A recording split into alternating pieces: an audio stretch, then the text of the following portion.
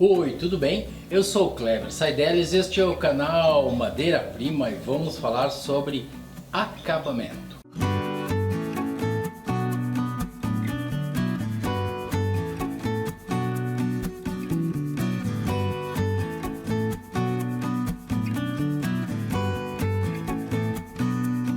Pois bem, nós chegamos numa fase do nosso processo de restauração aqui do nosso criado mudo, que nos foi gentilmente cedido lá pelo antiquário Mundaréu.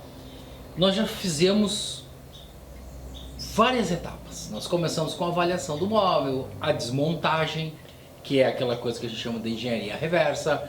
Nós fizemos a retirada do acabamento anterior dele com o uso do removedor e depois com uma demão de lixa. Nós fizemos a descupinização e fizemos várias etapas numa só, que é aquela que a gente chama de revisão de peças. Nós fizemos enxertos, laminação, consertos, lixação. Nem todas essas fases a gente fez aqui no Criado Mudo, que ele não tinha, mas nós mostramos em outras peças. Nós fizemos agora recentemente a cor, onde nós usamos o nosso extrato de nogueira, que a gente explicou lá, aquele carvãozinho e tal, que a gente dissolveu na água quente e tal, montamos aqui, passamos em todo o nosso móvel, fizemos a revisão dele e estamos prontos para fazer o nosso acabamento.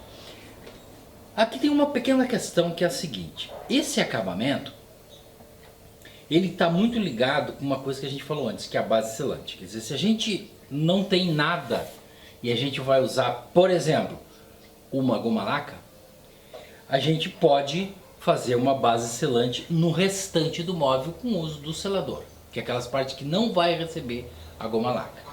No nosso caso aqui nós vamos usar o óleo dinamarquês, que está aqui. Nós vamos preparar rapidamente aqui uma quantidade e aí a gente vai aplicar aqui em parte do nosso móvel. Existe alguma coisa em relação a isso que é o seguinte: muitas vezes nesse processo a gente faz um pequeno acabamento agora, ou seja, a gente dá uma demão em todo o móvel e a gente faz a remontagem dele. Por que a gente faz essa primeira demão e remonta e depois faz o acabamento? Porque no processo de manuseio das peças a gente pode sujar. Não é o caso desse aqui. Esse aqui é o móvel que está escuro, foi a nossa opção, então ele não vai sujar. Mas se você estiver trabalhando com móvel de marfim, por exemplo, a gente corre o risco de até com a própria mão começar a deixar o móvel todo manchado. Então a gente faz uma demão da seladora, uma demão do nosso acabamento, no caso aqui o óleo dinamarquês, e a gente faz a remontagem. Depois dessa remontagem a gente faz então a avaliação funcional do móvel. A portinha está funcionando, a gaveta está funcionando, os pés estão bem, está tudo bem, está certo. A gente faz então a revisão da cor, por exemplo, a gente pode ter dado uma machucada num lugar, no outro lugar, e depois então a gente faz o acabamento final e está pronto. Então nós temos mais duas fases aqui no nosso. Nós vamos fazer o acabamento, vamos fazer a remontagem e vamos dar o móvel por pronto, o nosso processo acabado. Chegamos assim na 10ª etapa do nosso processo de restauração. O acabamento vai ser feito com óleo dinamarquês ou Danish Oil. A gente fez um programa específico sobre o Danish Oil, mas a gente quer voltar nesse assunto. Nós temos aqui uma obra, digamos assim, icônica da biografia, enfim, desse senhor chamado Domingos Marcelini. Ele fez 2 livros, o Manual Prático de Marcenaria e esse aqui, o Manual do Ilustrador de Madeira. Aqui tem coisas assim extremamente curiosas. Eu procurei aqui agora há pouco, o óleo dinamarquês não tem, mas tem uma série de variedades. Verniz de ouro, verniz para móveis, que tem uma coisa mais ou menos parecida, a cor, verniz com a própria cor, através de coisas que a gente não tem mais no mercado. Vamos ver um aqui, por exemplo, verniz vermelho, usa-se goma laca, sandáraca, que eu não sei do que se trata, mastic, que eu também não sei o que é, e álcool de 42. Então é um livro bastante antigo, um livro aí da década de 60. Eu não achei a data desse livro, nenhum dos dois tem data, mas assim, ó, quem puder adquirir é legal porque existem algumas coisas aqui, fórmulas que são muito interessantes de serem feitas, até para valorizar o nosso produto final, certo? Fica a dica. Bom, o óleo dinamarquês tem algumas controvérsias. Primeira que é o seguinte, tem gente que diz que não é um óleo, e sim um verniz.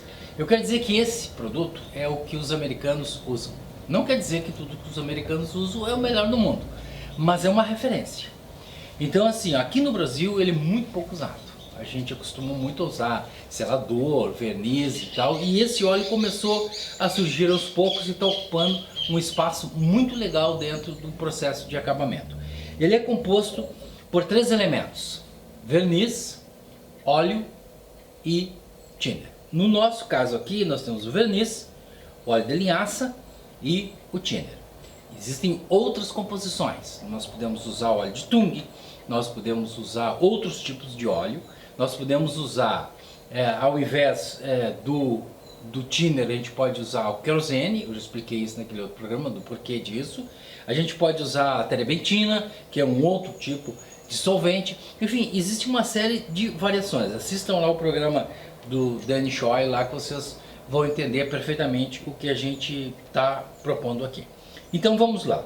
Então nós temos o verniz, nós temos o óleo de linhaça e nós temos o thinner. Vamos misturar em 3 partes iguais, certo? Nós vamos misturar então o nosso óleo de linhaça aqui no nosso verniz. A gente vai pegar o thinner e vai colocar aqui nesse vidrinho para ajudar a limpar aqui, né? Para tirar qualquer tipo de excesso.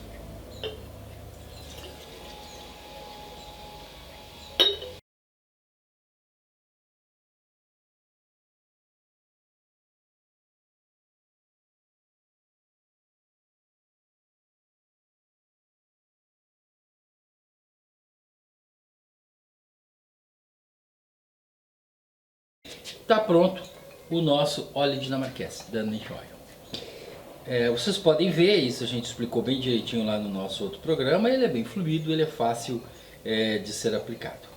Então nós vamos fazer uma pequena experiência aqui. Antes de tudo vamos colocar as nossas luvas.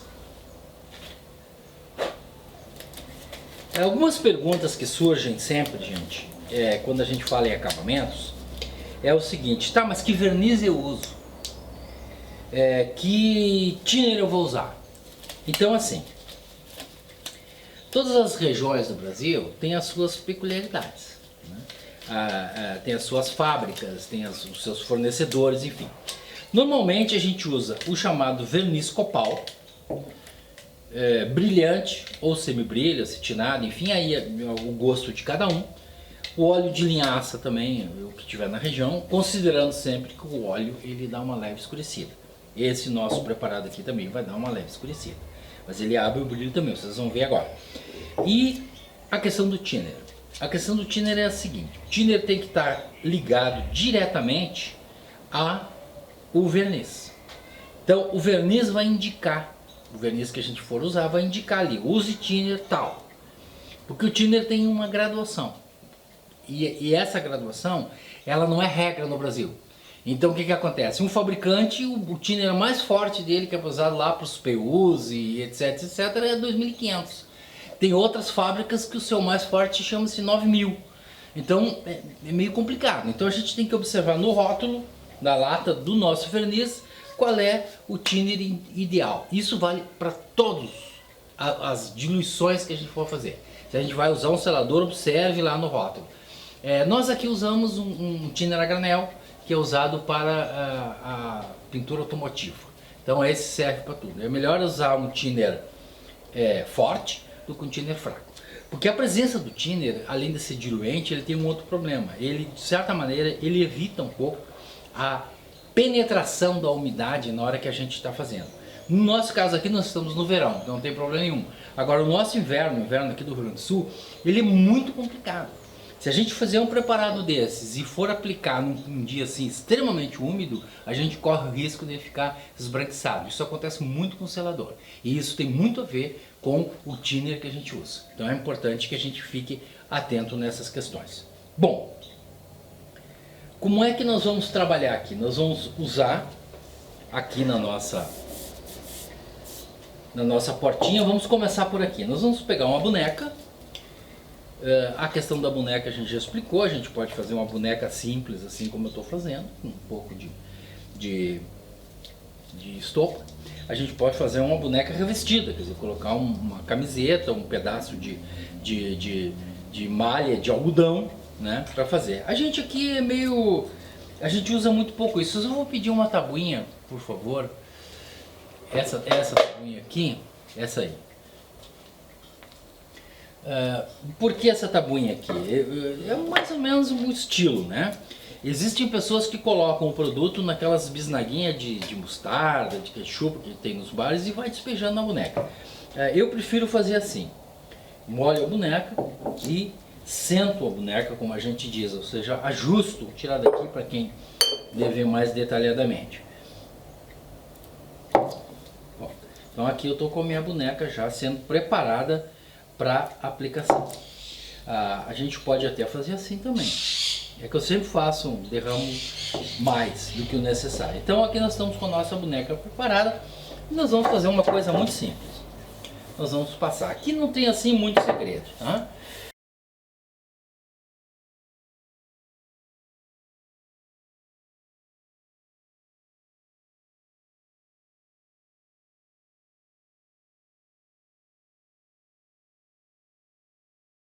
Então aqui nós estamos fazendo a aplicação do nosso óleo dinamarquês. Tem uma característica aqui muito interessante, que é o seguinte: o óleo dinamarquês, ele é um acabamento que ele te permite fazer algumas coisas, como por exemplo correções. É difícil de vocês perceberem, mas nessa passada que eu dei, algumas partes ficaram com acúmulo, outras ficaram sem acúmulo. Quando eu passo a segunda vez, eu vou retirando e vou homogeneizando a minha peça. Ele é muito fácil de passar. A gente pode até fazer coisas desse tipo assim, que é diferente, por exemplo, da goma laca e do selador, que a gente respeita muito o sentido da fibra. Com o óleo dinamarquês a gente pode ser meio anárquico na hora de passar, que não vai ter problemas. A outra vantagem é a seguinte. Bom, alguns especialistas que trabalham assim mais, digamos, mais vezes com óleo dinamarquês, eles costumam falar em um tipo de acabamento que é o chamado de acabamento molhado, que é o seguinte: a gente passa o óleo em determinadas regiões, por exemplo, que tem alguma imperfeição, e fazem um lixamento dele molhado. Lixam.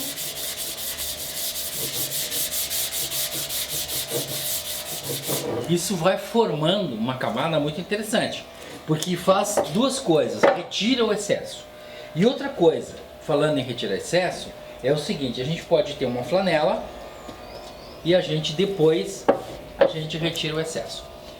Esse pessoal mais especializado diz o seguinte: a gente pode fazer duas maneiras. Provavelmente em 2 horas o nosso óleo seque, mas dependendo da situação, o ideal seria fazer 24 horas, depois mais 24 horas, depois mais 24 horas. À medida que a gente vai fazendo isso, que a gente vai dando esse tempo, e além desse tempo a gente vai refazendo a nossa aplicação, nós vamos tendo um acabamento muito melhor, um acabamento muito mais qualificado. E para a gente dar por pronto, a gente tem que ir avaliando. Então, vou passar aqui, por exemplo, na gaveta. Se a área da gaveta, por exemplo, tiver melhor do que a área daqui, a gente vai fazendo essa composição. A gente vai passando e vai analisando. E ao final a gente faz então uma limpeza. Esse meu pano aqui não está muito ideal para isso, mas a gente pode ter uma flanelinha limpinha e passar em todo ele, certo? Esse é o nosso acabamento com óleo dinamarquês ou Danish Oil. Gente, nós não vamos fazer o acabamento em todo o móvel aqui, evidentemente, mas assim que a gente terminar o programa, nós vamos continuar o nosso processo. Vamos fazer então o acabamento em todos e vamos fazer no próximo programa a remontagem e a revisão geral do nosso criado mudo nesse processo completo de restauração e vamos encerrar esse processo, ok? Bom, esse foi então o nosso acabamento com óleo dinamarquês. Deixe lá o seu like, inscreva-se no canal e antes disso, antes de nós nos despedirmos, um convite. Você que é nosso parceiro do canal, que está inscrito aqui no canal, mande a sua sugestão para a temporada 2020. A gente vai ter muito prazer em receber a sugestão de vocês e, na medida do possível, realizar algum programa para tentar esclarecer a vontade e o desejo aí dos nossos amigos. Mas antes de tudo, preserve o seu móvel de madeira. O futuro será mais verde.